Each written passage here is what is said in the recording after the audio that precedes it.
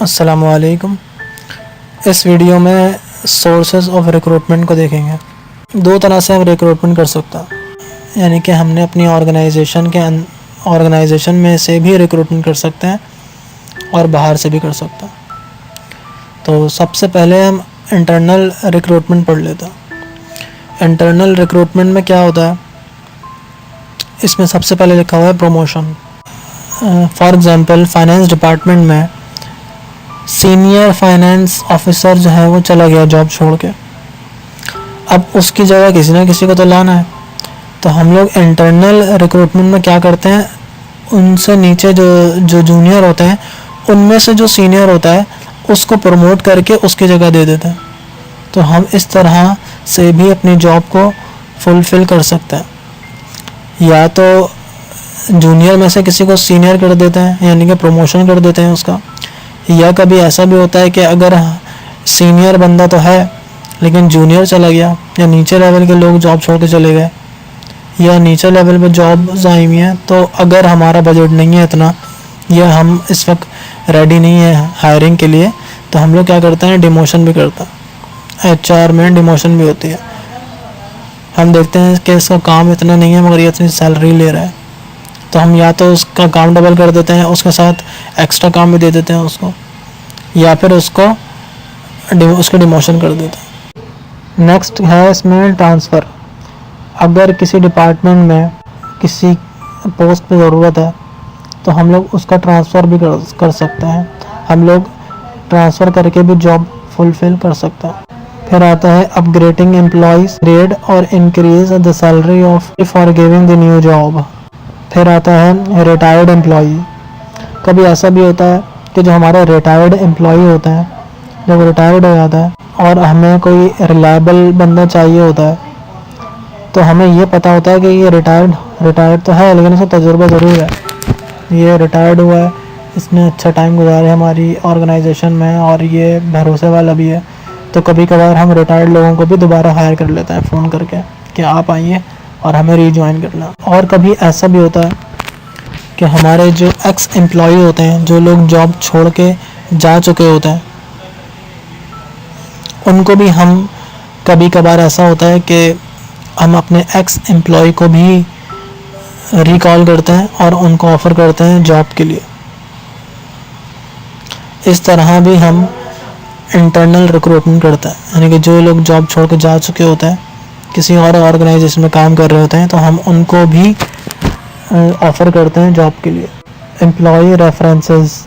और ऐसा भी होता है कि आपके ऑफिस में जो लोग काम कर रहे हैं उनके कोई रिलेटिव्स हों, या वो लोग आपको बताएं कि यार मेरे जो है वो एक है साहब, वो बहुत अच्छे हैं, या वो बड़े रिस्पॉन्सिबल हैं और एक अच्छे एम्प्लॉई हैं या तजुर्बेकार हैं।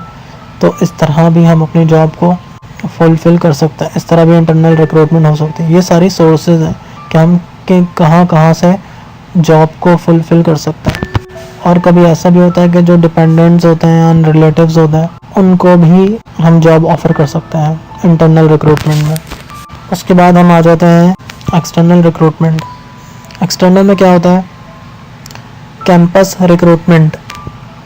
इसमें यह होता है कि जॉब फेयर वगैरह होते हैं यूनिवर्सिटीज़ में, कि जॉब फेयर के थ्रू हम जाते हैं उन इंस्टीट्यूशन में और जाकर हम इंटरव्यूज़ लेते हैं। जॉब फेयर तरह के एक इवेंट्स होता है, वहाँ पे पूरा एक इवेंट होता है, वहाँ पे बहुत सारी कंपनीज आती हैं और वहाँ पे जो लोग पढ़ रहे होते हैं उन्हें स्टूडेंट्स से इंटरव्यू लेते हैं। तो ये भी एक सोर्स है कि हम लोग इंस्टीट्यूशंस में जाकर सर्वे करके वहाँ पे इंटरव्यूज़ लेते हैं। उसके अलावा जो कि आउटसोर्स लोग होते हैं, यानी कि जो कॉन्ट्रैक्टर्स होते हैं, एजेंसीज होती हैं, थर्ड पार्टीज़ होती हैं, वो भी हमें एम्प्लॉय प्रोवाइड करती हैं कभी कभार जब हमें ज़रूरत होती है। तो ये भी एक सोर्स है कि हम लोग थर्ड पार्टी से भी एम्प्लॉय को लेते हैं काम के लिए। अगर हमें कोई स्पेसिफिक टाइम के लिए या किसी प्रोजेक्ट के लिए लोगों की ज़रूरत होती है, एजेंसी से भी एम्प्लॉय की हायरिंग करता है।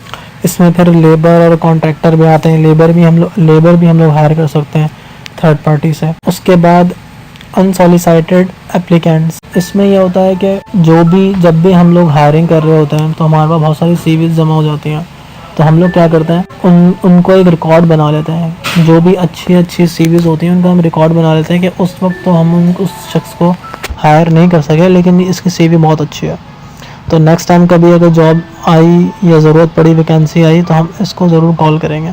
तो हमारा एक डेटा बैंक होता है, उसमें भी हम सर्च करते हैं अगर हमें ज़रूरत पड़ती है। उसके बाद ऑनलाइन रिक्रूटमेंट भी हम कर सकते हैं। आजकल इंटरनेट का दौर है, तो लोग जो है वो स्काइप पे इंटरव्यू दे रहे होते हैं, व्हाट्सएप पे इंटरव्यू दे रहे हैं, वीडियो कॉल्स पे इंटरव्यू दे रहे होते हैं, तो हम उस तरह से भी एक्सटर्नल रिक्रूटमेंट कर सकते हैं। तो ये तो थी सोर्सेज ऑफ रिक्रूटमेंट। मेरी कोशिश ये होती है कि मैं आसान अल्फाजों में लोगों को समझा दूं, सिर्फ बेसिक कॉन्सेप्ट। मैं इसमें कोई डिटेल्स ज़्यादा नहीं बताता, सिर्फ आपको बेसिक कॉन्सेप्ट बताता हूँ। इसलिए मेरे चैनल का नाम भी बेसिक कॉन्सेप्ट ही है, क्योंकि मैं खुद एक स्टूडेंट हूँ और मुझे पता है कि अगर आपको या किसी को भी बेसिक कॉन्सेप्ट नहीं क्लियर तो आप आगे नहीं बढ़ सकते। तो मेरी कोशिश ये होती है कि जितनी भी मेरी नॉलेज है उसमें से कम बेसिक नॉलेज तो मैं दे दूं, ताकि जो लोग सफ़र कर रहे हैं, उनको कुछ समझ नहीं आ रहा या उनको कोई बताने वाला नहीं है, तो वो मेरी वीडियोस देखें और यहाँ से सिर्फ और सिर्फ बेसिक कॉन्सेप्ट लेकर जाएं, ताकि वो उनको आगे पढ़ने में मुश्किल ना हो।